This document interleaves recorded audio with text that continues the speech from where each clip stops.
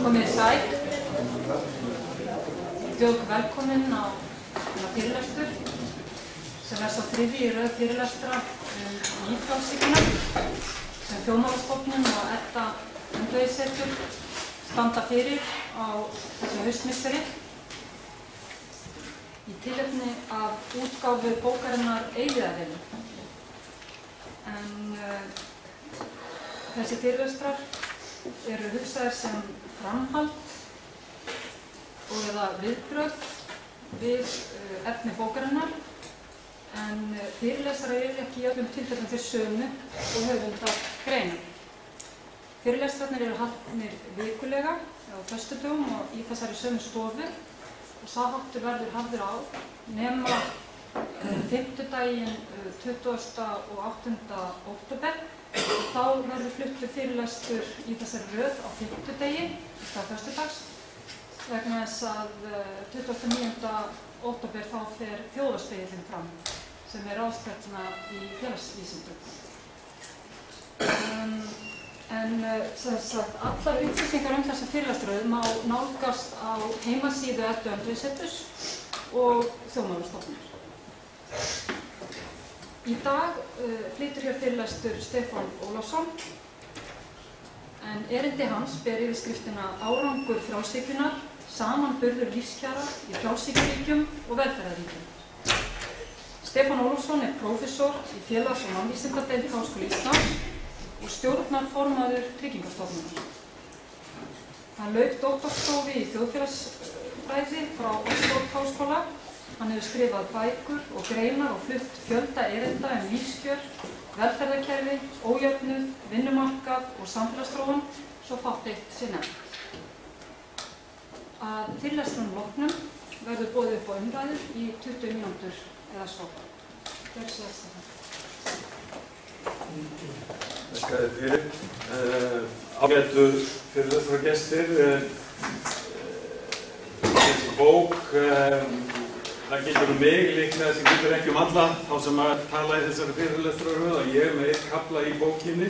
Það þótti við hæfi í bók sem að setti sér það að gera upp við frjálshyggjuna, að það væri einn kafli það sem mætti kalla árangur frjálshyggjunnar og þá eins og hvernig hann væri metinn með hliðsjón af því hvaða lífskjörum sú stefna, það sem að hennar hefur gætt í meira áhrifum, hvaða lífskjörum hún hefur skilað til þorra almennings og þá með því að bera saman sérstaklega þjóðfélög þar sem að frjálshyggjuleiðinni hefur verið beitt í meira mæli við önnur það sem henni hefur verið í minna mæli beitt. Og það er það sem ég ætla að gera hér í dag. Ég ætla að byggja hluta á því sem er í kaflanum en bæti svo við öðru efni í seinni hlutanum og tengi og undirbyggi það með niðurstöðu mína með víðtækari hætti. En spurningin frjálshyggjuríki og velferðarríki, hvaða ríki eru þetta? Og það er klassísk í umfjöllun kapítalisma eftir að menn hættu að miða alla þjóðmálumræðu sem var dálítið mikið undirlagt á 20. öldinni að bera saman kapítalisma og sósíalisma og eftir að menn lögðu það af eftir að sósíalismin beið það skipbrot sem hann gerði seinustu áratugum 20. aldarinnar að þá fóru menn að beina sjónum meira að mismunandi gerðum kapítalískra þjóðfélaga með mismunandi útfærslun af markaðs þjóðfélagi og snemma verður dálítið fyrirferðarmikill sá þáttur í þeirri umræðu að gera greinamun á amerískum kapítalisma og evrópskum kapítalisma. Þetta á sér svolítið rætur í nútíma þjóðmálafræðum í bók Andrew Schoenfield sem heitir Modern Capitalism, kom út árið 1968.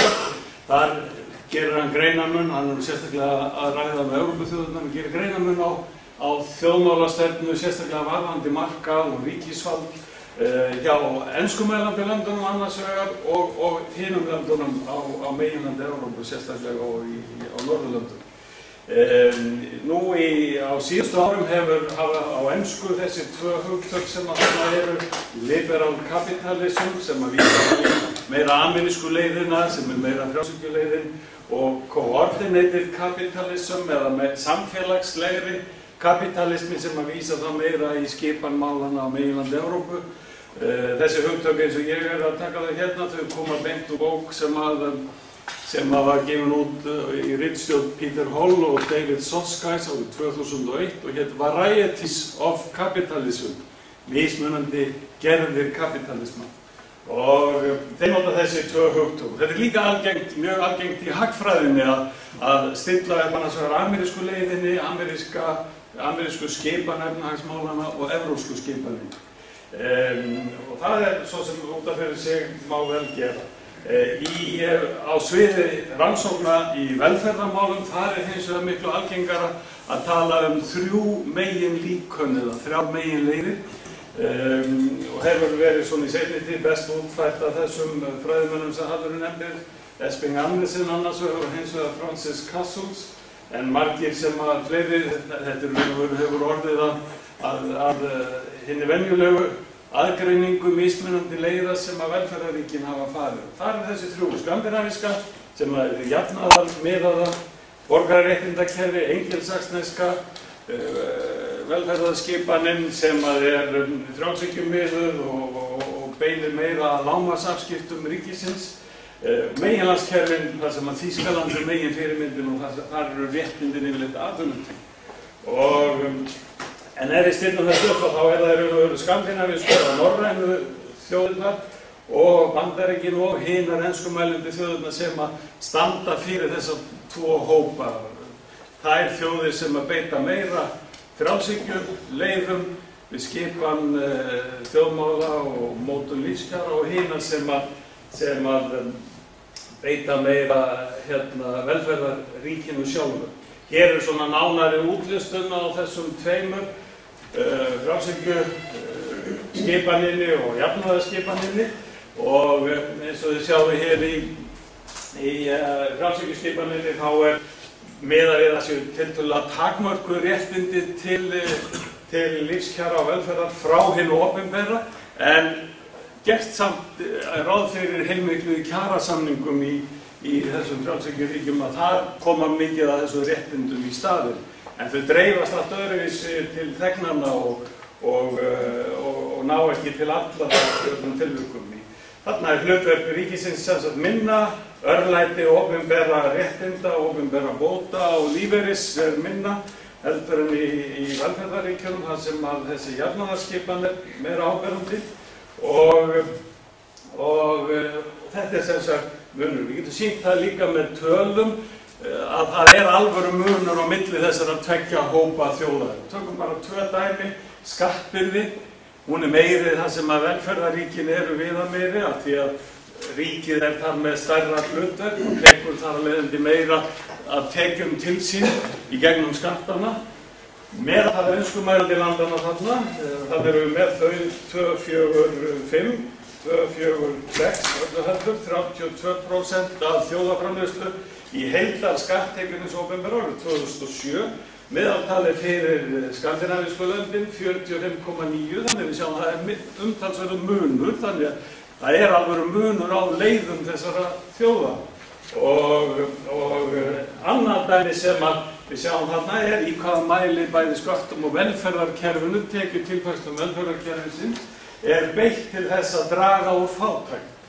Og það sýnt þarna sem hlutfall í hvaða mæli fátæktin minnkuð frá því sem að markaðurinn býr til, minnkuð með áhrifum skatta og velferðarkerfi.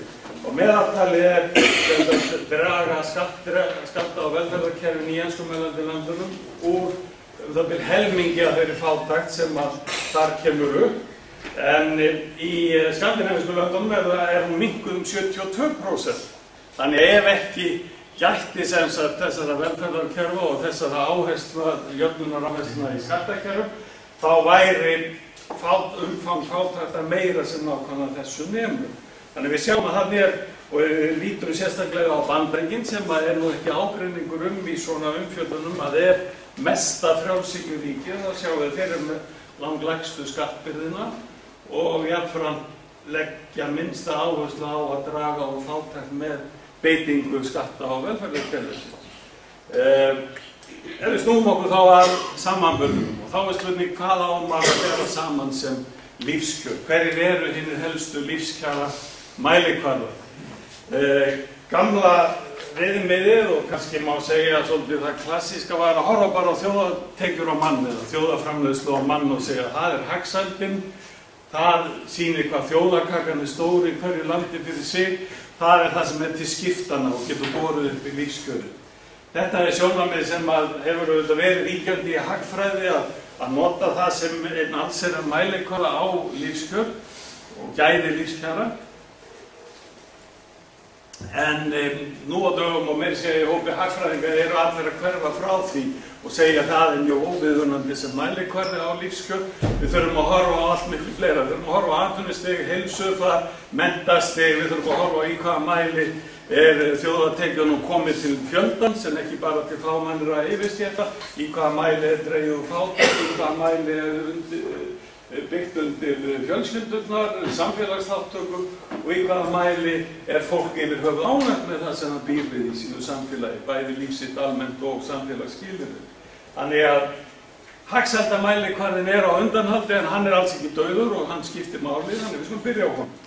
Og það er hérna tekið meðaltal hagsældastig þjóðarframleiðslu á mann í Bandaríkjadölum, þetta tekur tilliti til mismunandi kaupmáttar, það er samstillt. Meðaltal fyrir tímabilið 2000 til 2007, 32.470 dalir á mann í enskumælandi löndunum, ívið hærra í skandinavísku löndunum. Og þannig að þessi tveir hópar, myndum við segja ef við tökum þá sem heild, að þá er bara hagsældastigið svipað það. Horfum svo Bandaríki, þeir eru mjög háir og þeir fara talsveit upp fyrir hina í hópi enskumælandi landana, þannig að við getum alveg hvernig að Bandaríkin eru með ríkustu löndum á þennan mælikvarða og þeir eru vísið ekki hæstir þarna, Noregur er herri, sjáðu, 43.000, talsveit herri og er búin að vera það árabil. Við fengjum mjög svipað útkomið og værum að skoða tölur meðaltal fyrir 1990 til 1999, 10 ári næsta undan. Bandaríkin stóðu sig sumuleyti betur á milli 1980 og 1989 heldur en sumar Evrópuþjóðir en svo drógu því á síðustu 2 áratugum. Ef við skoðum svo hagvöxtinn, það er eitt, það er spurningin hvað bætist við hagsældina og margir þeirra sem aðhyllast amerísku leiðina eða frjálshyggjuleiðina, þeir gera iðulega mikið